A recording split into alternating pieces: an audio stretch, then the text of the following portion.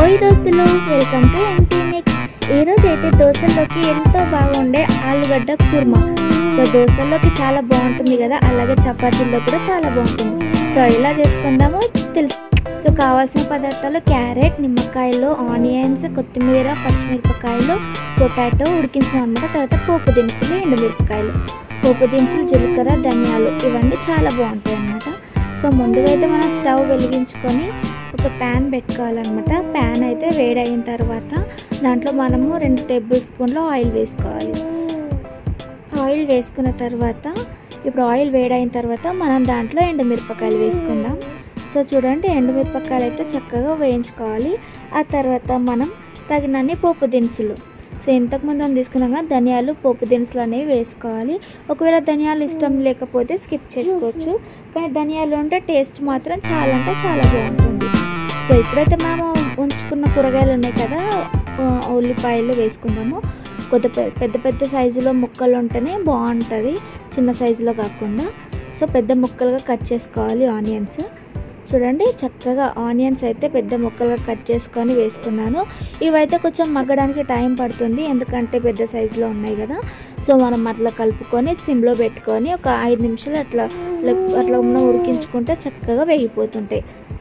అటు మాడకుండా ఇటు పచ్చిగా ఉండకుండా చక్కగా మనం కుక్ చేసుకోవాలి. ఆ తర్వాత దాంట్లో తగినంత సాల్ట్,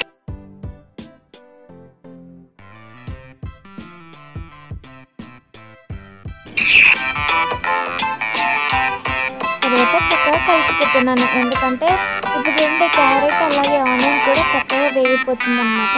ఈ క్యారెట్తో పాటు ఆనియన్ కూడా మగ్గిపోతుంది, మనం ఎక్స్ట్రాగా మనము వేయించాల్సిన అవసరం లేదు.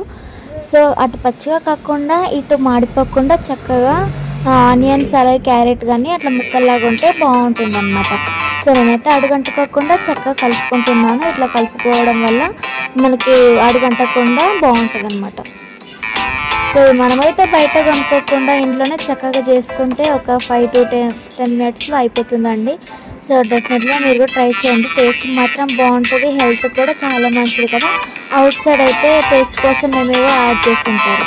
సో ఇప్పుడైతే తగినంత పచ్చిమిరపకాయలు, ఆ తర్వాత తగినంత కరివేపాకు వేసుకుంటున్నాను. ఇంకా దీంట్లో పుదీనా వేసుకుంటే కూడా టేస్ట్ చాలా బాగుంటుంది. సో నేనైతే కరివేపాకు వేసుకుంటున్నాను. చూడండి, చక్కగా అడుగంటకుండా నేను కొంచెం అయితే అల్లం వెల్లుల్లి పేస్ట్ వేసుకున్నాను.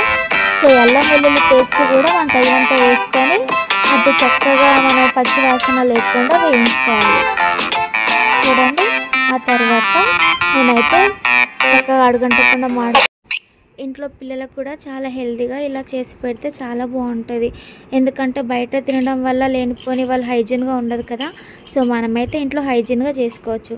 ఆ తర్వాత ఇప్పుడైతే నేను తగినంత పసుపు అనేది వేసుకుంటున్నాను. చూడండి, పసుపు వేసుకున్న తర్వాత కలుపుకోవాలి.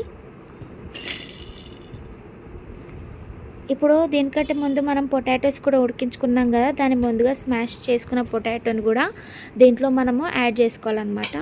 సో ఇది ఫైనల్గా అయితే రెడీ అయిపోతుంది. ఇంకా అసలు పొటాటో వేయడమే ఇంకా ఆలస్యం అనమాట, ఇంకా తొందరగా అయిపోతుంది. మ్యాక్సిమం ప్రాసెస్ అంతా కంప్లీట్ అయిపోయింది. చూడండి, నేనైతే స్మాష్ చేసుకున్న పొటాటో వేసుకున్నాను. మరీ స్మాష్డ్గా కాకుండా కొంచెం చిన్న చిన్న ముక్కలుగా తగులుతుంటే బాగుంటుంది.